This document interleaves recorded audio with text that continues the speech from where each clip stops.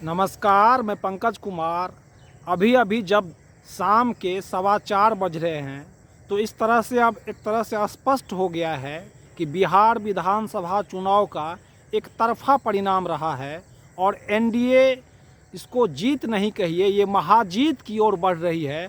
और अभी जो चुनाव आयोग का वेबसाइट है वो दिखा रहा है कि शाम के 4:15 बजे तक बीजेपी 93 सीटों पे बढ़त ली हुई है, जेडीयू 84, एलजेपी 19, हम 5 और उपेंद्र कुशवाहा की पार्टी 4 सीटों पे आगे है। इस तरह से ये एनडीए गठबंधन एक बड़ी बढ़त ली हुई है, जो कि अब जीत उसकी तय है और बड़ी जीत है, जिसका अनुमान स्वयं बीजेपी के लीडर भी नहीं लगा रहे थे। इस तरह की जीत 2010 के बाद ये एनडीए की इस तरह की ये दूसरी जीत आप कह सकते हैं उसको।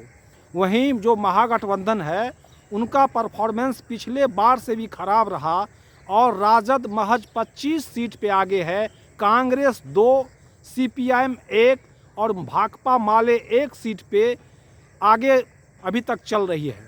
तो ये एक बड़ा अंतर है और ये महागठबंधन जो है वो बुरी तरह से हारती हुई दिख रही है, या ये कह सकते हैं आप कि हार चुकी है। अब कोई चमत्कार भी काम नहीं कर सकता है और इस तरह से एनडीए जो है वो व्यापक जीत की ओर है, बड़ा अंतर से ये जीत रहा है। जबकि ये एनडीए के जो बड़े नेता हैं, गृह मंत्री अमित शाह कह चुके थे कि अब की बार 160 पार, वो खुद भी 160 का ही अनुमान लगा रहे थे और अभी जो आंकड़ा है वो बीजेपी 200 से पार कर रही है। तो ये जो एनडीए है वो 200 से पार कर रही है। तो ये कोई बड़ा बात इसलिए भी है और नहीं भी है कि एनडीए के जीत का अनुमान पहले से लगाया जा रहा था और जितने एनडीए के घटक दल हैं, आप देखिए जो चिराग पासवान है वो पिछला बार अलग लड़े थे, 1 सीट आया था, इस बार वो 19 सीट पर बढ़त लिए हुए हैं। तो ये जो बड़ा ऐड किया है एनडीए में, और एनडीए के जो घटक दल हैं वो बिहार के जनसांख्यिकी विवरण को, जो जातिगत समीकरण है उसको व्यापक कवरेज करता है एनडीए का जो समीकरण है। और आप उसमें देखिए कि सब घटक दल का सीट बढ़ा है। तो इस तरह से जो एनडीए का फैलाव है वो व्यापक क्षेत्र को कवर करता है, गठबंधन के अलग अलग घटक। साथ ही जिस तरह से जो कैंपेनिंग है, जो सरकार का लॉबी है, जो चुनाव आयोग का झुकाव है, आप उससे भी इनकार नहीं कर सकते हैं। और सबसे बड़ा जो नीतीश कुमार का महिला फैक्टर है वो शुरू से ही नीतीश कुमार की तरफ रहा है, वो 2005 से ही रहा है। और अभी जिस तरह से अकाउंट में एक मुश्त 10,000 रुपया डाला गया है वो बड़ा काम किया है। और एनडीए 30,000 करोड़ रुपया इस चुनाव में बांटी है डायरेक्ट कैश के रूप में, ये भी बड़ा फैक्टर है। तो ये जो 2-3 फैक्टर है, जो नीति एनडीए सरकार का कोई बड़ा एंटी इनकम्बेंसी नहीं था सरकार की तरफ से, सरकार को लेके, और जो बीजेपी, जदयू, ये हम, उपेंद्र कुशवाहा और जो ये चिराग पासवान का जो ये घटक हैं, ये मिल के एक व्यापक जनाधार को कवरेज कर रहे हैं। और ले दे के जो ये पैसा बांटने का है वो व्यापक आधार लेके और ये बड़ा जीत एनडीए को दिला रही है। दूसरी ओर ये देखना है कि महागठबंधन किस तरह से इतना पिछड़ गई है, इतना पीछे चली गई है, जो कि एनडीए को भी उम्मीद नहीं था कि हम इतना व्यापक अंतर से जीतेंगे। जो राजद को पिछला बार यहाँ पे 75 सीट मिला था वो महज 25 सीट से आगे है, कांग्रेस को 19 सीट मिला था 2 है, भाकपा माले को 12 सीट मिला था वो 1 पे है। तो यहाँ पे ये देखना होगा कि कहाँ चूक की है जो महागठबंधन है। वो क्या राजद जो है वो अब भाजपा ये से कितना पीछे चल रही है, और जो महागठबंधन है वो मुस्लिम यादव का समीकरण बन के रह गई है। और यादव मतदाता जितना बढ़ चढ़ के वोट करते हैं तो पिछड़ा में एक भय जाता है और इस तरह से वो पीछे खिसक जाती है। जहाँ तक मुस्लिम वोट का है तो बिहार में जो AIMIM का जो पार्टी है और अब ओवैसी का, वो 6 सीट पे बढ़त ली हुई है और 22 सीट पे अपना कैंडिडेट खड़ा की थी। तो ये कहीं ना कहीं है कि महागठबंधन के मुस्लिम सीट में ये ओवैसी की पार्टी जो है वो कहीं ना कहीं क्षति पहुंचाई है।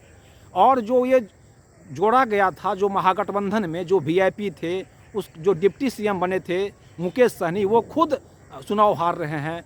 ये जो आईपी गुप्ता थे, तो इस तरह से वो पिछड़ा का अपने को बता रहे थे रहनुमा, लेकिन पिछड़ा को जोड़ नहीं पाए। तो इस तरह से महागठबंधन को ये देखना होगा। हर घर नौकरी का वादा किए थे, जनता उसको भी नकार दी है। वोट चोरी के मामला को भी कहीं ना कहीं नकारी है। जो यहाँ पे जिस तरह से ये एसआईआर को लेके मुद्दा बनाया था, तो एसआईआर को लेके वोट परसेंटेज बढ़ा, लेकिन वो वोट चोरी का मुद्दा नहीं बन पाया। जनता ने तेजस्वी के हर घर नौकरी के वादा को नहीं माना। तेजस्वी यादव ने भी पैसा बांटने का वादा किया था, माँ बहन योजना के तहत पैसा बांटने का वादा किया था, उसको भी जनता स्वीकार नहीं की। क्योंकि जो सत्ता में है, जब वो डायरेक्ट देती है तो जनता उसको देखती है। तो यहाँ तेजस्वी यादव के लिए है कि वो अपने जनाधार को व्यापक करे और साथ ही जो वो यादव मुस्लिम समीकरण का जो उस पर तगमा है उसको हटाना होगा।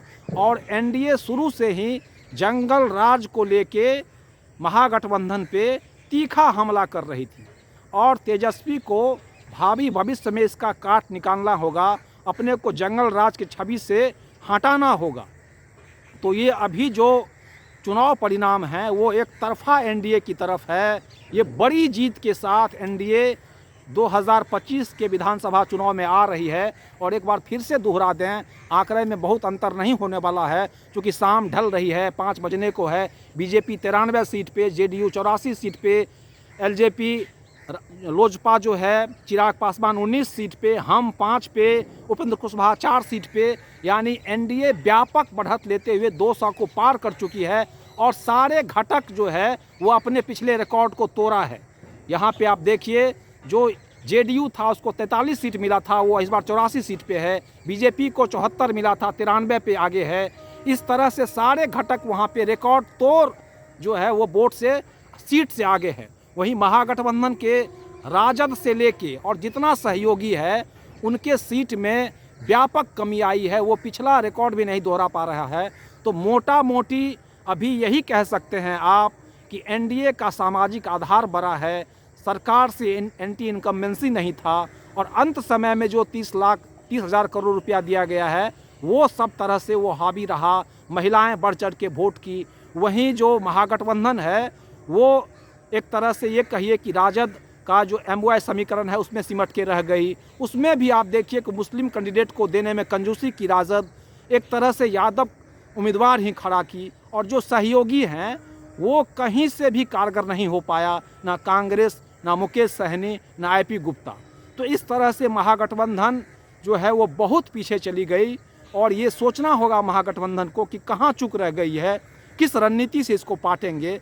तो बिहार विधानसभा का चुनाव फिर से एक बार नीतीश कुमार रिकॉर्ड 10वीं बार मुख्यमंत्री का शपथ लेंगे, और ये करीब करीब 2010 के विधानसभा चुनाव के परिणाम को दोहराता हुआ दिख रहा है। आप देख रहे हैं पंकज का संवाद।